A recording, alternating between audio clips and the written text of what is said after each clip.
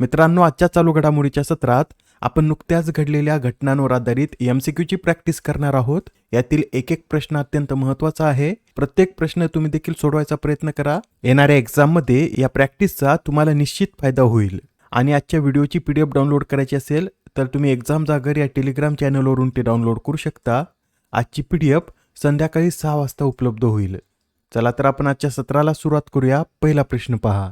राष्ट्रकुल क्रीडा स्पर्धेत पॅरा ॲथलेटिक्समध्ये पुरुषांच्या 100 मीटर शर्यतीतील T47 प्रकारात सुवर्ण पदक कोणी पटकावले? या प्रश्नाचं उत्तर आहे पर्याय क्रमांक 2 म्हणजेच आपल्या महाराष्ट्राच्या दिलीप गावित यांनी या स्पर्धेतील पुरुषांच्या 100 मीटर शर्यतीतील T47 प्रकारात सुवर्ण पदक पटकावलं आहे. आणि आता राष्ट्रकुल क्रीडा स्पर्धेतील पॅरा ट्रॅक इव्हेंटमध्ये सुवर्ण पदक जिंकणारा दिलीप गावित हा पहिलाच भारतीय पुरुष ॲथलीट ठरला आहे. मित्रांनो, नाशिकच्या या पट्ट्याने 100 मीटर अंतर 10.71 सेकंदात पूर्ण करत हा नवीन विक्रम आपल्या नावावर केला. आणि या शर्यतीत रौप्य पदक कोणी पटकावलं? तर या शर्यतीत रौप्य पदक हे भारताच्या मोहम्मद बासिल यांनी पटकावलं आहे. व यामुळे आता भारताने या स्पर्धेत पहिल्या 2 स्थानावर कब्जा करत 1-2 अशी ऐतिहासिक कामगिरी नोंदवली. पुढील प्रश्न. महाराष्ट्र शासनाने राज्यातील शाळांच्या किती मीटर परिसरात जंक फूडच्या विक्रीवर बंदी घातली? तर आता महाराष्ट्र शासनाने शाळांच्या 50 मीटर परिसरात जंक फूडच्या विक्रीवर बंदी घातली आहे.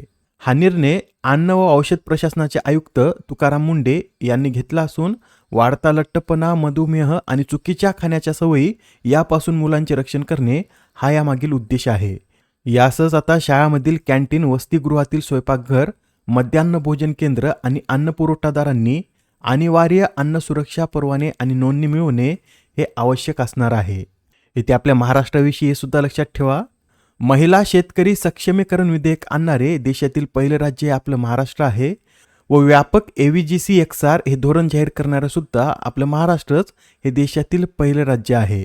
अलीकडेच महाराष्ट्र सरकारने स्वरसम्राज्ञी आशा भोसले संगीत जीवन गौरव पुरस्कार सुरू करण्याची घोषणा केली व यात विजेत्यांना 10 लाख रुपये देण्यात येणार आहेत. महाराष्ट्र शासनाने डेटा सेंटरच्या अभ्यासासाठी अनिल काकोडकर यांच्या अध्यक्षतेखाली एक समिती स्थापन केली व अलीकडेच डीप टेक क्षेत्रासाठी व्यापक धोरण राबवणारं महाराष्ट्र हे देशातील पहिलं राज्य ठरलं आहे.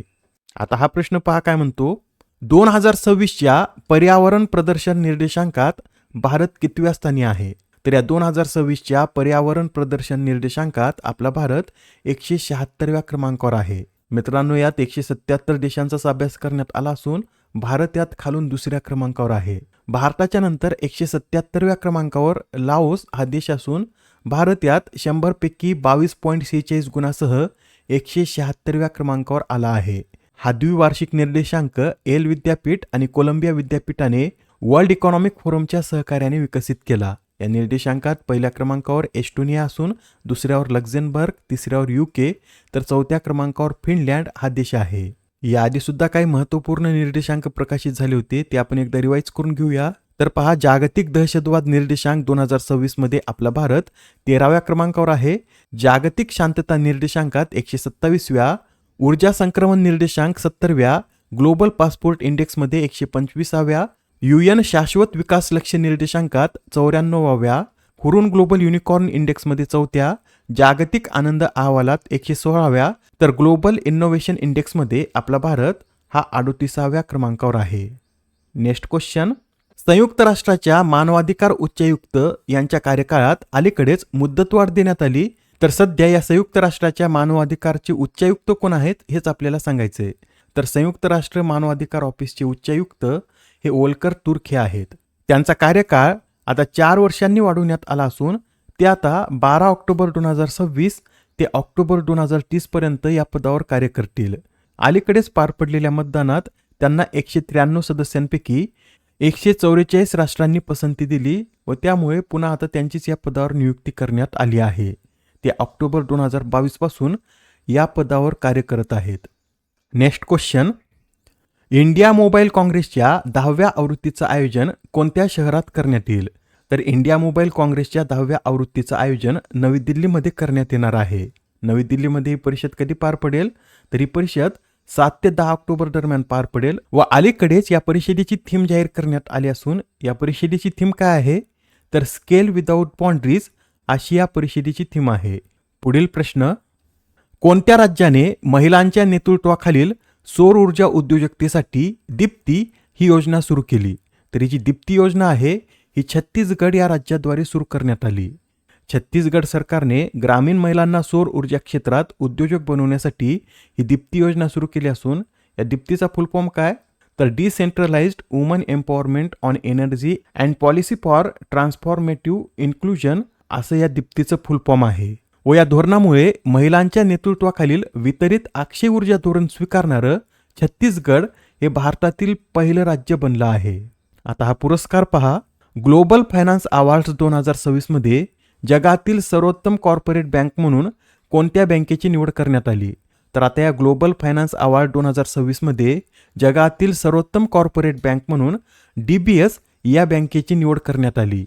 हा पुरस्कार 2005 मध्ये सुरू झाला असून तेव्हापासून हा पुरस्कार मिळवणारी DBS ही आग्नेय आशियातील पहिलीच बँक ठरली आहे. या सर्वोच्च पुरस्काराबरोबरच DBS बँकेला यावर्षी आशियातील सर्वोत्तम बँक व सिंगापूरमधील सर्वोत्तम बँक म्हणून सुद्धा घोषित करण्यात आला आहे. आता हा प्रश्न पहा. अलीकडेच अजिंक्य रहाणे यांनी आंतरराष्ट्रीय क्रिकेटमधून निवृत्तीची घोषणा केली, तर त्यांनी आपला शेवटचा कसोटी आंतरराष्ट्रीय सामना कोणाविरुद्ध खेळला होता? तर अजिंक्य रहाणे यांनी आपला शेवटचा कसोटी आंतरराष्ट्रीय सामना हा वेस्ट इंडिज या देशाविरुद्ध 2023 साली खेळला होता. अजिंक्य रहाणे यांच्याविषयी सुद्धा नोट करून घ्या. त्यांनी भारतासाठी 2011 मध्ये पदार्पण केलं होतं. त्यांचा कसोटी कॅप नंबर हा 278 होता व त्यांनी आपल्या आंतरराष्ट्रीय कारकिर्दीत 85 कसोटी, 90 एकदिवसीय तर 20 T20 आंतरराष्ट्रीय सामने खेळलेले आहेत. नेक्स्ट क्वेश्चन, भारताचा पहिला दूरसंचार उत्पादन विभाग कोणत्या शहरात उभारला जाणार आहे?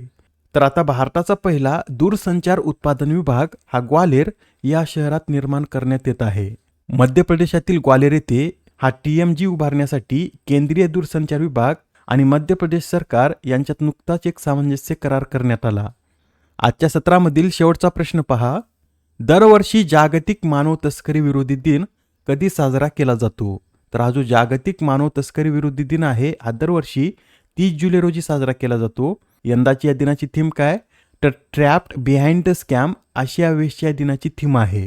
या आधीच्या सत्रात तुमच्यासाठीचा प्रश्न होता, 2026चे फिल्ड्स मेडल जिंकणाऱ्या तिसऱ्या महिला गणितज्ञ कोण ठरल्यात? या प्रश्नाचं उत्तर आहे पर्याय क्रमांक 4 म्हणजे चीनच्या हाँगवांग या फिल्ड्स मेडल जिंकणाऱ्या आता तिसऱ्याच महिला ठरल्या आहेत. हाँगवांग यांना काकया अनुमान ही 50 वर्षे जुनी गुंतागुंतीची समस्या सोडवल्याबद्दल हा पुरस्कार देण्यात आला आहे. या पुरस्काराविषयी सांगायचं झालं तर या पुरस्काराची स्थापना 1936 मध्ये करण्यात आली. हा पुरस्कार दर 4 वर्षांनी 40 वर्षाखालील गणितज्ञांना देण्यात येतो. आजच्या सत्रामधील तुमच्यासाठीचा प्रश्न पहा. राष्ट्रकुल क्रीडा स्पर्धेतील उंच उडी प्रकारात भारताला पहिलं रौप्य पदक कोणी मिळवून दिलं? आता या प्रश्नाचं उत्तर कमेंटमध्ये देण्याचा प्रयत्न करा. उत्तर चुकलं तरी काय हरकत नाही, कारण ज्यावेळेस तुम्हाला या प्रश्नाचं योग्य उत्तर माहीत होतं त्यावेळेस हा प्रश्न तुमच्या दीर्घ काळापर्यंत लक्षात राहतो. तर आता पुढच्या सत्रात पुन्हा भेटूया. धन्यवाद.